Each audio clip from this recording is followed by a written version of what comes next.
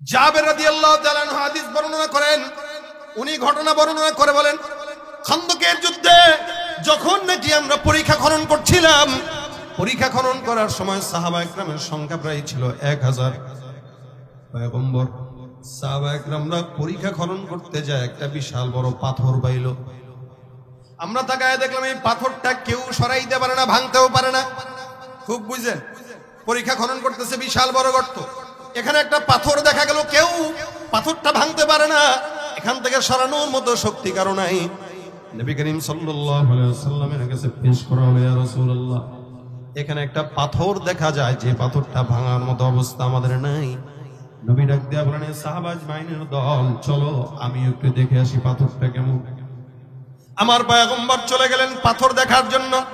পরীক্ষা খনন করার জায়গায় আমার পয়গম্বর যা যখন কুড়ালটা হাতে নিলেন, জাবের ডাক দিয়া বলে, নবী যখন কুড়ালটা হাতে নিয়ে এরকম করে তুলবেন, রাসূল সাল্লাল্লাহু আলাইহি সাল্লামের গায়ের থেকে কাপড়টা কিঞ্চিত সরে যাওয়ার কারণে আমি তাকায় দেখলাম পয়গম্বরের পেটের মধ্যে ক্ষুধার তাড়নায় একটা পাথর বেঁধে রাখছে।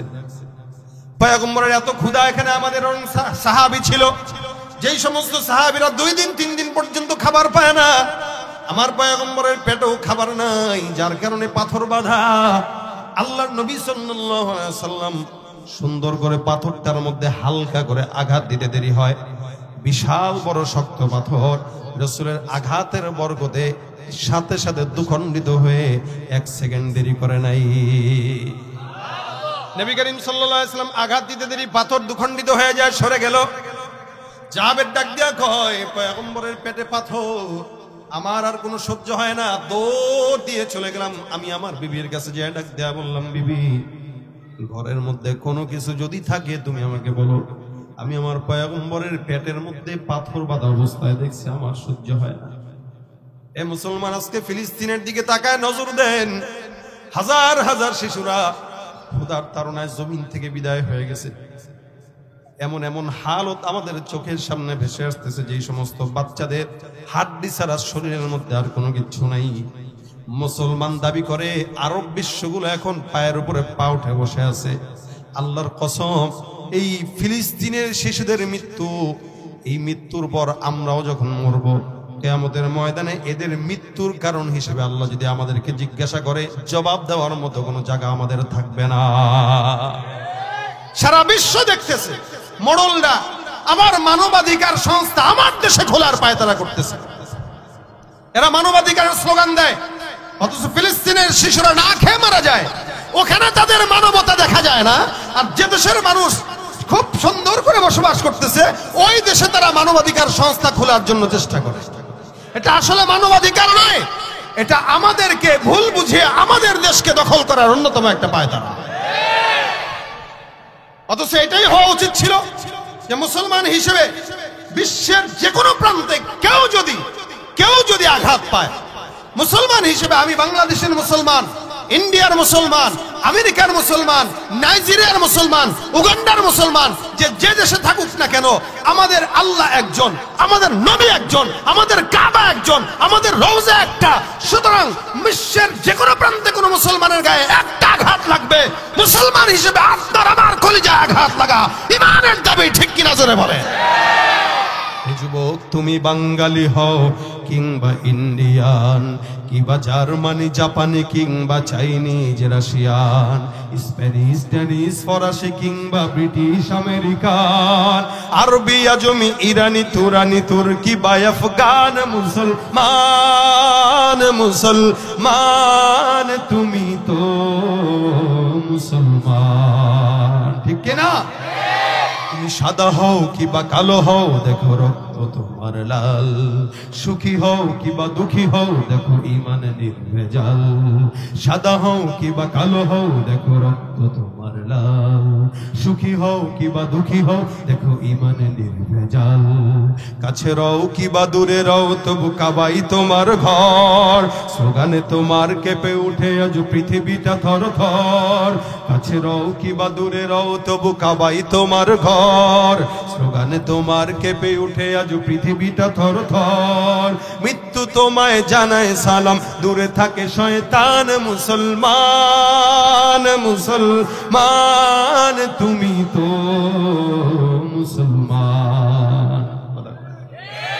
সবাই কি হতে পারো তুমি প্রাচ্যের, কিবা হতে পারো প্রতিচির, হতে পারো তুমি সংসারী, কিবা হতে পারো মুসাফির।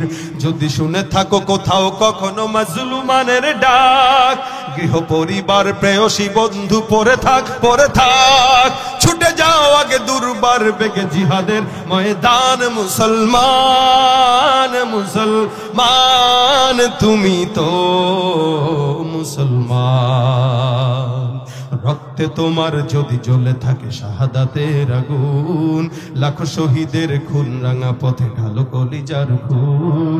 যে দেখো আজ এসেছে আবার দিন বদলের দিন, নয়া জামানার মিনারে মিনারে ডাকিছে মুয়াজ্জিন।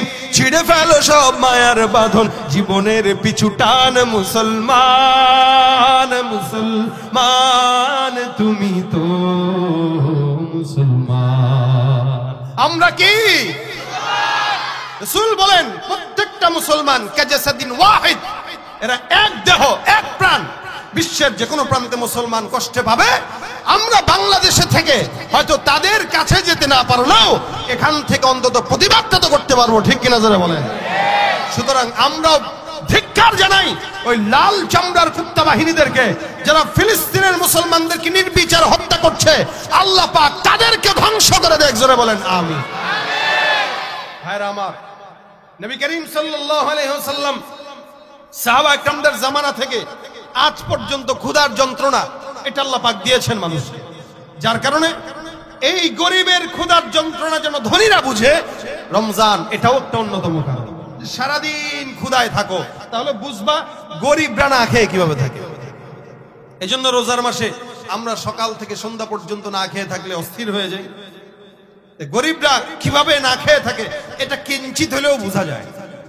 রাসূল করিম সাল্লাল্লাহু আলাইহি ওয়াসাল্লাম না খেয়েছিলেন। এখন যদিও আমরা অনেকে বলতে পারি যে না খেয়েছিলেন তা আপনারা থাকেন না কেন, আমি থাকি না কেন। ভাই ওই জামানা এই জামানা এক ছিল না। ওই জামানায় ইসলাম এই পর্যন্ত এসেছে নবী করিম এবং সাহাবা আজমাইনদের ত্যাগের বিনিময়ে।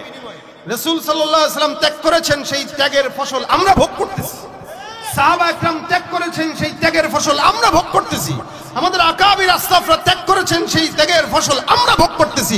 উচিত ছিল তাদের চাইতেও বেশি ইসলামের পথে আমাদের চলা, কিন্তু ফ্রি সার্ভিস এটা মানুষ ঠিকমতো গ্রহণ, এটা ঠিকমতো পালন করতে পারে না। যে কোনো জিনিস ফ্রি পেয়ে গেলে ওটার মূল্যায়ন করে না।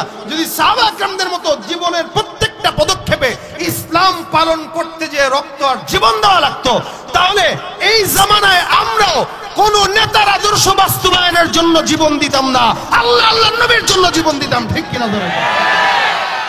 যেহেতু ইসলাম ফ্রি পাইছি এই কারণে মনে হয় তো খাল্লি বাল্লি জাগা। কিন্তু দলের নেতার পক্ষে কিন্তু স্লোগান ঠিকই দেয়। দলের নেতারা ভুলতে পারে না, ইসলাম ভুলে যায়। ইসলামে আইন ভালো লাগে না, দলের আইন ভালো লাগে। কারণ সাহাবা আজমাইনদের মতো জুতার তলা ক্ষয় তার ইসলামের জন্য হয় নাই। এই জন্যই সে ইসলামের মহব্বত বুঝে না। নবী করিম সাল্লাল্লাহু আলাইহি ওয়াসাল্লামের মতো পেটে পাথর যদি আমরা বাঁধতাম, তা আমরাও জীবনের প্রত্যেকটা পদক্ষেপে বলতাম যে ইসলামই মানব, কারণ এটার পিছনে আমার ত্যাগ আছে, তিতিক্ষা আছে। জাবের বলেন, আমি রাসূলকে পেটে পাথর বাঁধা অবস্থায় দেখে বিবির কাছে যেয়ে বললাম কি আছে।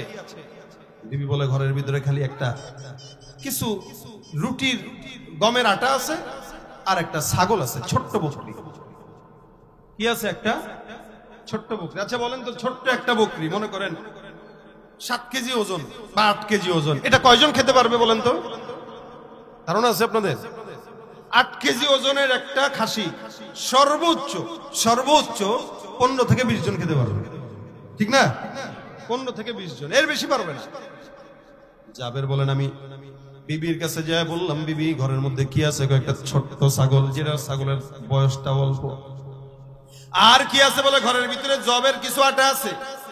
তাড়াতাড়ি এক কাজ করো, ছাগলটা জবাই দিয়ে চুলার মধ্যে ধরায় দাও, চুলার মধ্যে রান্না বসায় দাও, রুটিগুলো বেলা শুরু করো, রুটি বানানো শুরু করে দাও। বলে কেন?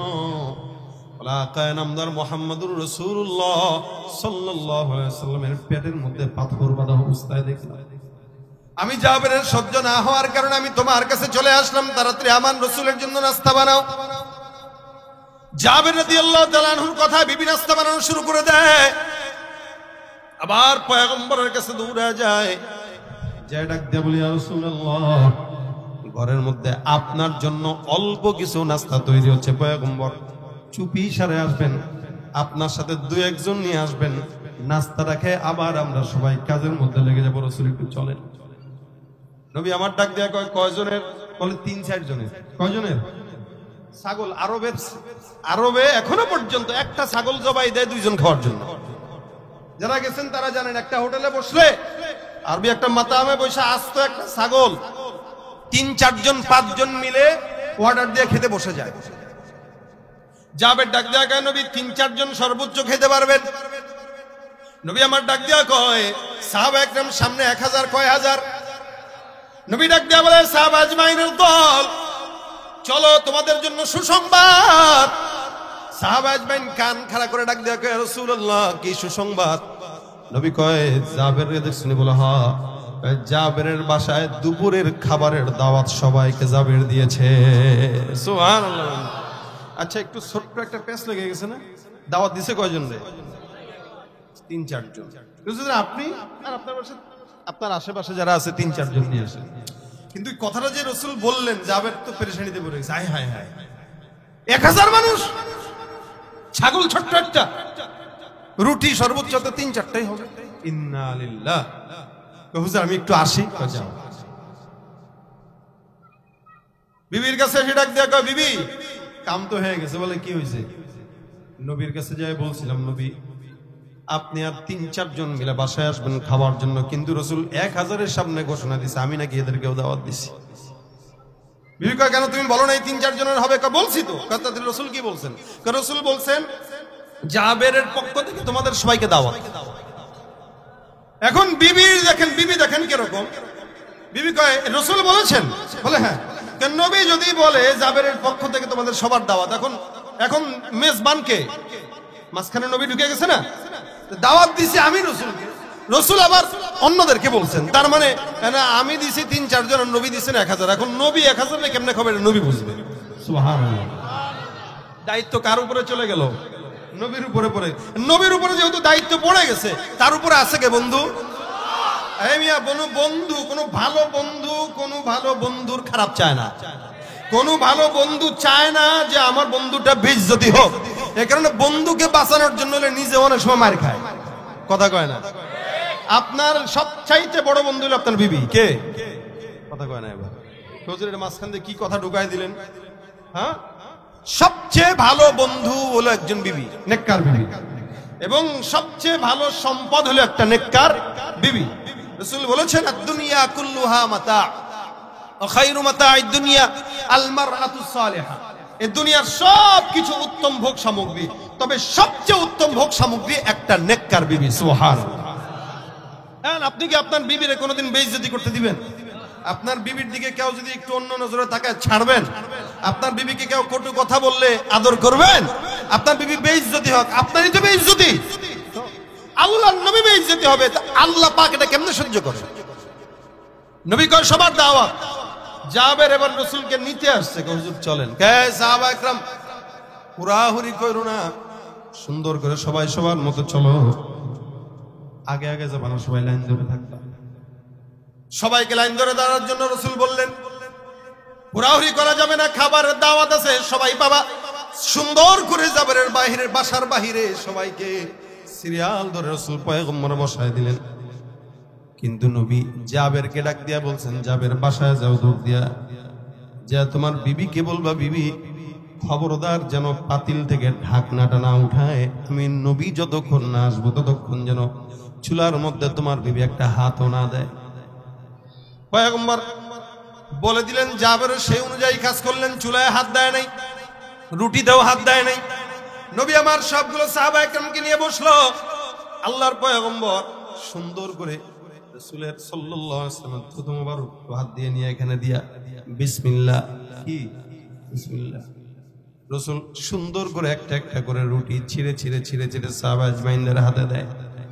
1000 জনের হাতে দিয়ে দিল। আবার গোস্তের যে পাতিলা আছে, পাতিলা থেকে ঢেকে রাখছে। ঢেকে রাখার পর ওখান থেকে একটু করে উঠে পয়গম্বর এক একজনের সামনে দেয়। পয়গম্বর সাল্লাল্লাহু আলাইহি সাল্লাম একজন একজন করে করে সব যত সাহাবা একরাম ছিল 1000 সাহাবা আজমাইনদেরকে এই জাবেরের ছোট্ট ছাগলের গোশত আর রুটি দিয়া খাওয়ানোর পর জাবের বলে আমি এখনো চুলার ভিতর থেকে গোশত টকবগানোর শব্দ আমার কানে শুনছিলাম। সুবহানাল্লাহ। রাসূল সাল্লাল্লাহু আলাইহি সাল্লাম আমাকে পাতিলের দিকে তাকাইতে দেয় নাই, তাহলে নবী দেখছেন, উঠাইছেন আর দিয়েছেন। আমি পাতিলের 1000 যখন খাওয়া শেষ, আমি পাতিলের সামনে যায় আওয়াজ শুনে দেখি একদম গোশত মাত্র পাতিলে দেওয়ার পর যেমনি ফুটার আওয়াজ হয় আমি ওই আওয়াজটাই পাচ্ছিলাম। সুবহানাল্লাহ। জাবের বলে হুজুর এখন কি করব যে গোশত আছে? রাসূল সাল্লাল্লাহু আলাইহি ওয়াসাল্লাম ডাক দিয়া বলে এখন অন্যান্য আনুষঙ্গিক যারা মানুষ আছে এই গোশত আর এই রুটিগুলো অনেক ক্ষুধার্ত আছে, এদেরকে খাওয়াই দাও যাও। আল্লাহর কসম জাবের, এই রুটি দিয়া গোটা মদিনার মানুষ কেউ যদি আমি খাওয়াইতাম নবী আল্লাহ পাক এখান থেকে এক বিন্দু পরিমাণ গোশত কমাইতেন না, এক বিন্দু পরিমাণ না। এটা হলো নবীর বরকত, এটা হলো পয়গম্বরের বরকত। যেখানে হাত দিয়েছেন ওই জায়গা বরকতময় জায়গা হয়ে গেছে। এই জন্য আল্লাহ পাক রব্বুল আলামিন সম্মানও বেশি দিলেন। বরকত নবীর সম্মান, বরকত নবীর বরকত এখনো পর্যন্ত আমরা পাই, যার কারণে আল্লাহ পাক রব্বুল আলামিন বলেন নিশ্চয়ই নবী যেহেতু বরকতময় আমি আল্লাহ পাক তাকে সম্মান দান করলাম। ইন্নাল্লাহা ওয়া মালাইকাতাহু ইউসাল্লুনা আলান নবী, নিশ্চয় আল্লাহর ফেরেশতারা ওই পয়গম্বরের উপর দুরূদের আমল করে। ইয়া আইয়ুহাল্লাযীনা আমানু সাল্লু আলাইহি ওয়া সাল্লিমু তাসলিমা, ঈমানদার তোমরা যারা আছো তোমরাও ওই পয়গম্বরের নামের উপরে দুরূদের আমল করো। সুবহানাল্লাহ। আচ্ছা বলেন আমরা কি? আমরা কি একটু জোরে বলেন না? হ্যাঁ, মুসলমান ঈমানদার। আমরা কি ঈমানদার? কখনো ঈমানদার বলেছেন, কখনো মুসলমান বলেছেন। আল্লাহ পাক বলছেন ইয়া আইয়ুহাল্লাযীনা আমানু, হে ঈমানদার, সাল্লু আলাইহি ওয়া সাল্লিমু তাসলিমা, তার উপরে তোমরাও রহমত বর্ষণ করো। কিভাবে? বলে দুরূদ শরীফ তেলাওয়াতের মাধ্যমে। সুবহানাল্লাহ। দুরূদ শরীফ কতটুক? নবী করিম সাল্লাল্লাহু আলাইহি ওয়াসাল্লাম বলেন কেউ যদি খালি এতটুকু পড়ে আল্লাহুম্মা সাল্লি আলা মুহাম্মদ, এটাও দুরূদ হয়ে যায়। আল্লাহুম্মা বারিক আলা মুহাম্মদ দুরূদ হয়ে যায়। সাল্লাল্লাহু আলাইহি ওয়াসাল্লাম, এটাও দুরূদ হয়ে যায়। অনেক দুরূদ আছে। আল্লাহর পয়গম্বর অন্য হাদিসের মধ্যে বর্ণনা করেন যে ব্যক্তি এই দুরূদটা পাঠ করে আমি পয়গম্বর তার জন্য জান্নাতে নেওয়ার সুপারিশ করা আমার উপর ওয়াজিব হয়ে যায়। আল্লাহুম্মা সাল্লি আলা মুহাম্মদ ওয়া আনজিলহুল মাকআদাল মুকাররাবা ইনদাকা ইয়াউমাল কিয়ামাহ। নবী বলেন এই দুরূদটা যদি কেউ পড়ে ওই ব্যক্তির উপরে আমার সুপারিশ করা ওয়াজিব হয়ে যায়, মানে তাকে জান্নাতে না নিয়ে আমি যাব না, প্রশ্নই আসে না। সুবহানাল্লাহ। এজন্য দুরূদটা অনেক বড় ফজিলতপূর্ণ আমল, অনেক বড়। এক আল্লাহওয়ালা বলতেন যে কেউ যদি প্রত্যেকদিন 1000 বার দুরূদ পড়ো আল্লাহর কসম তুমি রাসূলকে স্বপ্নে অবশ্যই দেখবা। একদমই সহজ, আসান। খালি হাতের ভিতরে একটা তাসবিহ রাখবেন, দেখবেন তাসবিহটা আসলে অনেক বড় বিষয় না, কিন্তু এটা আমাদের স্মরণ করায় দেয়। হাতে তাসবিহ থাকলে স্মরণ হয়। আপনার কাছে পান নাই, আপনি খাবেন কি? পান পকেটে আছে, চাবাই না, কাম নাই, চাবাই। যারা সিগারেট খায় তারা এটাই করে। রমজান মাসে তো আর খায় না সারাদিন, কিন্তু ইফতার করার পরে যেহেতু টাইম আছে, সুযোগ আছে, খাই না, সমস্যা কি? বিষয়টা এরকম। আপনার পকেটে তাসবিহ আছে, আপনার এমনি সারাদিন জিকির করবেন না, কিন্তু হাতে একটা ওই যে প্লাস্টিকের যে তাসবিহগুলো আছে ওগুলো একটা লাগায় দিয়েন, তো দেখবেন আপনি নিজেও জানেন না আপনার কখন সুবহানাল্লাহ সুবহানাল্লাহ পড়া হয়ে যাবে। যদি বিশ্বাস না হয় এখানে কোনো দোকান থাকলে ওই তাসবিহটা আজকে নিয়ে আসেন, বেশি দাম না তো, 20-30 টাকা, 40 টাকা, 50 টাকা, একটা নিয়ে হাতে রাখেন। আর দিন শেষে রাতে শোয়ার আগে ওই তাসবিহর ডিসপ্লেতে একটু তাকায় দেখবেন, না হইলেও 500-1000 বার জিকির করা হয়ে গেছে। এটা আপনার অজান্তেই। তার মানে এটা না থাকলে আমরা সারাদিন একবারও কিন্তু করি না, তার মানে কত গাফেল আমরা। অথবা ছোট্ট একটা তাসবিহ রাখেন, প্রতিদিন পড়েন, যখন মন চায় পড়েন। নবী ডাক দিয়া কাছে আমরা জান্নাতে যেতে চাই তো ইনশাআল্লাহ। ইনশাআল্লাহ যারা বলেন ইনশাআল্লাহ যাবেন না, কারা কারা হাত তুলেন? যাবেন ইনশাআল্লাহ। আমরা জানার যাওয়ার নিয়তেই হাত তুলছি। যাবে না এরকম কেউ নাই, তার মানে সবাই যাবে, সবাই যাবে। কিন্তু জান্নাতে মনে করেন আপনি এটা ঢাকা না ভাই? ঢাকা তো, কিন্তু আপনাদের